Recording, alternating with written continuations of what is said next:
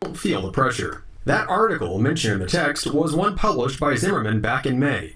In it, she reports Seth Rich was responsible for the DNC emails leaked during the 2016 presidential election, citing Wheeler as one of her main sources. The lawsuit also alleges the motivation behind that article was to divert attention away from the Trump administration's alleged collusion with Russia.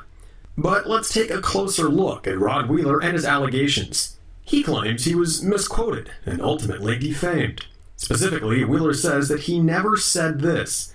My investigation up to this point shows there was some degree of email exchange between Seth Rich and WikiLeaks. However, an audio recording of Wheeler proves he does indeed stand by that statement. It kind of makes sense in a way, because with everybody pushing back on this email thing and the family, and they're so protective of the email, it leads me to think that perhaps there were some communication between Seth Rich and WikiLeaks.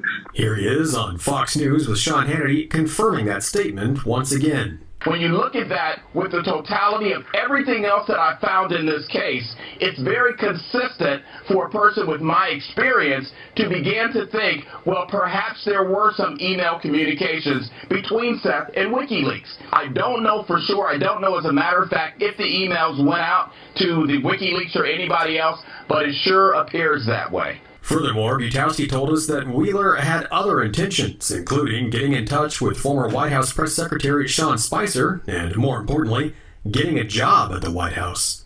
Butowski explained that he had several White House connections and said that Wheeler was eager to take advantage of them to gain a position. Wheeler repeatedly asked for a way onto the Trump team, saying that, quote, I really think I could help him. Rod Wheeler was constantly asking me to get him in to get a job at the White House. Rod Wheeler wanted a job at the White House. He said, I need to join the Trump team. I can help him. Hint, hint. Rod, he was saying things like, I need to get in there. They need my help. They said, Ed, can you give me an interview? I want to be on Sessions' team. I can be really valuable. But his requests for favors and pleas to join the Trump team contradict his current lawsuit, which says Fox News, along with the White House, concocted the entire story. Butowski also says Wheeler had a personal agenda of pursuing a more intimate relationship with Fox 5's Marina Morocco, who first broke the story. And he was trying to do more than just be her friend. So he was leaking things to her. And then the night before the article was coming out, he called me up and said, what do you think if I leaked a little bit of this to Maria Morocco so she could tease it out? Though in a 26-minute recording of a phone call, Wheeler suggests he wasn't pleased that Marina had leaked the tape. She recorded me saying that to her. But I told her, I said, Marina, you can't go with this story because this is a Fox News story. She said, oh, I'm not going to go with it. It's just going to be a teaser.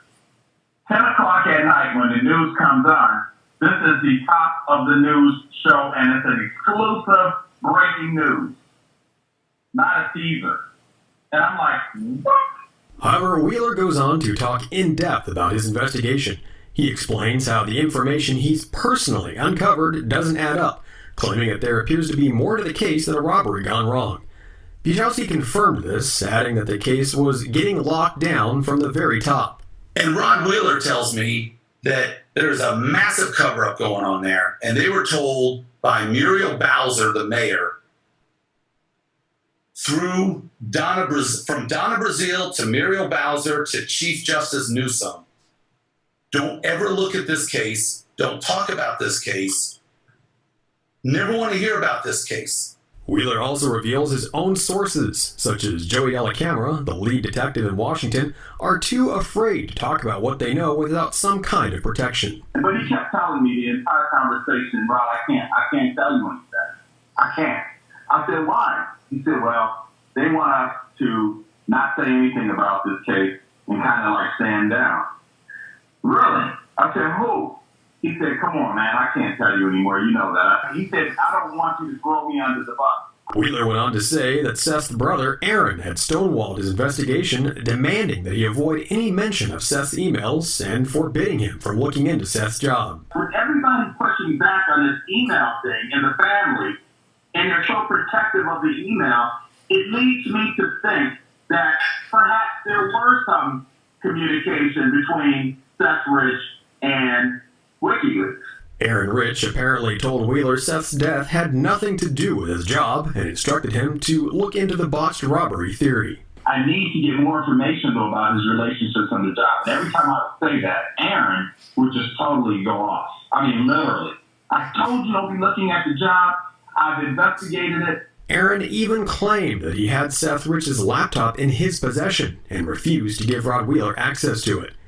Driving another nail in the coffin of Wheeler's lawsuit, in his phone call, he also claimed the anonymous FBI agent had concrete proof linking Seth Rich to WikiLeaks. I said, look, I just learned that there's an FBI agent or a former FBI agent who says he knows for a fact that emails were sent from Seth Rich's computer to WikiLeaks. I said the police department needs to know about this because that may hold the key to solving the murder.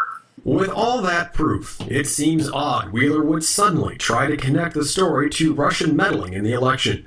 In fact, not only is there no evidence that Trump had anything to do with Wheeler's investigation, there's also nothing linking him with an election conspiracy involving Moscow. But according to Butowski, Wheeler already knows that. The bottom line is, based on everything that you've seen and heard, and this is his words, he knows the Russians had nothing to do with the emails getting to WikiLeaks. He knows it was Seth Rich. And that is the bottom line. Rod Wheeler has taken back what he said twice already, apparently twisting his narrative to suit his needs. His on-the-record and off-the-record comments don't match, and he's been recorded multiple times claiming his investigation had revealed something unusual. Not that he was instructed by the president to do anything, not that anyone forced him to these conclusions, but that his own research found something that appeared to be a cover-up. It's not clear how the case will proceed, but one thing does seem likely. This probably isn't the last time Rod Wheeler will change his story. Pearson Sharp,